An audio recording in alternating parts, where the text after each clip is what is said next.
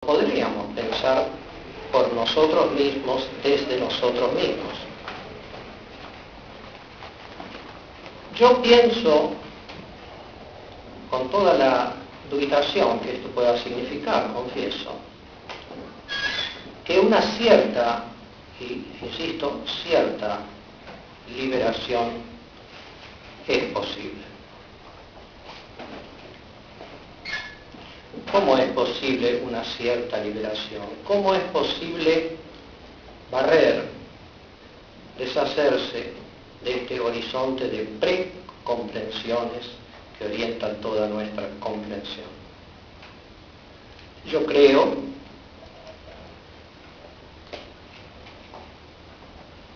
que ustedes van a darse cuenta en quién me estoy inspirando, en una, si quieren ustedes, versión sintética y en cierto modo libre, que lo que nos puede liberar de este horizonte hasta cierto punto, ya veremos, es la experiencia de lo que, ya se ha vuelto un lugar común decirlo, llamamos el ser para la muerte. E insisto en la experiencia de estar siendo para la muerte. Pero la muerte en la vida que estamos viviendo, porque la muerte es el horizonte último de todo lo que nosotros pensemos y realicemos. ¿Y cuándo es posible hacer esta, y cómo es posible hacer esta experiencia del ser para la muerte? Si se hace la experiencia de la nada. ¿Y cómo y cuándo es posible hacer la experiencia de la nada? Cuando, extrañamente, todo cuanto es pierde significatividad para nosotros. Cuando todo cuanto es ya deja de ser algo con lo cual podemos hacer algo con nosotros mismos. Cuando todo pierde significatividad en este sentido que lo acabo de decir. Cuando entonces todo pierde significatividad, deja de ser algo cabe lo cual podemos desplegar nuestra propia existencia, nuestra propia vida, nuestro comprender y nuestro actuar.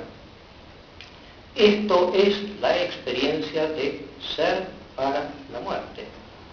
Es decir, ya nada es posible, tendríamos que decirlo así. Es decir, la nada se vuelve nuestra última posibilidad. O dicho más en español, nada nos es posible. Esto es morir. Porque vivir es comprender y hacerse cargo de sí y de lo otro, pero resulta que todo ha desaparecido. Ya no me significa nada. Y no hay que pensar a la muerte como lo que vendrá, sino la muerte como la que ya está calificando nuestra propia existencia y nuestras cosas. Es en este sentido horizonte cualificante y aniquilador, si ustedes quieren. Todo ha desaparecido, toda significatividad ha desaparecido, todo discurso posible ha desaparecido. Solo quedo yo mismo hundido en esta extraña experiencia. Lo que se ha llamado el solus ipse. He quedado liberado. Estoy viviendo la muerte. Hay un hermoso último pequeño texto de Paul Ricoeur que se llama Vivo hasta la muerte. La pregunta que no voy a contestar, y con esto voy a terminar, prometí ser críptico, La pregunta ¿es esto todo? ¿Es la nada, la muerte, lo último? ¿O esta nada de todo cuanto es, esta muerte, son o en ellas se anuncia algo otro, con mayúscula, otro, que no es nada de lo que ha desaparecido y que ahora se anuncia precisamente como otro? Esa es la pregunta.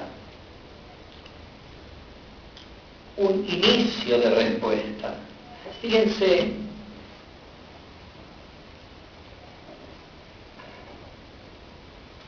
si a mí una cosa me preocupa,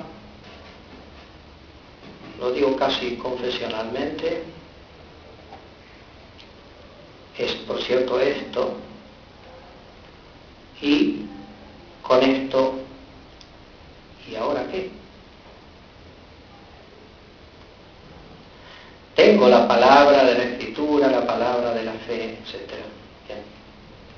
Pero ¿cómo desde aquí, de esta profunda experiencia humana, poder encontrar en esa palabra la respuesta? No voy a hablar de esta respuesta, pero me voy a acercar con la lectura de 3 fragmentos hacia eso. Es lo que creo más puede hacer la filosofía. Insisto en que se trata de la experiencia de la muerte y se va a tratar de la experiencia de lo que en la muerte puede anunciarse. Y cuando hablo de experiencia quiero decir una experiencia que es prelingüística y por lo tanto que es anterior al incorporarse a una determinada tradición, a un determinado discurso. ¿Desde dónde habrá que luego decidirse por tal o cual discurso? No sé si entienden lo que quiero decir. Les leo 3 fragmentos y con eso termino. Termino en todos los sentidos de la palabra. Son 3 fragmentos de Heidegger, de distintos lugares. Fíjense, el primer fragmento está tomado de un hermoso escrito de Heidegger que está en los ensayos y conferencias, o conferencias y ensayos, Vorträge und Aufsätze, cuyo título es Das Ding, la cosa. Esto me ha venido muy bien porque próximamente tengo que hablar en un lugar sobre, bueno, y sigo a decir sobre qué, para no limitar la palabra. El texto dice así, el primero: los mortales son los hombres. Se llaman los mortales porque pueden morir. Morir significa ser capaz de la muerte como muerte. Estar a la altura de, verla venir, hacerse cargo de ella, sucumbir eventualmente ante ella. Solo el hombre muere en este sentido. El animal acaba. No tiene la muerte ante sí ni tras de sí. Es decir, no vive la muerte. Nosotros vivimos la muerte. Los seres vivientes racionales deben aún llegar a ser mortales. Esta es la crítica indirecta a la definición del hombre como animal racional.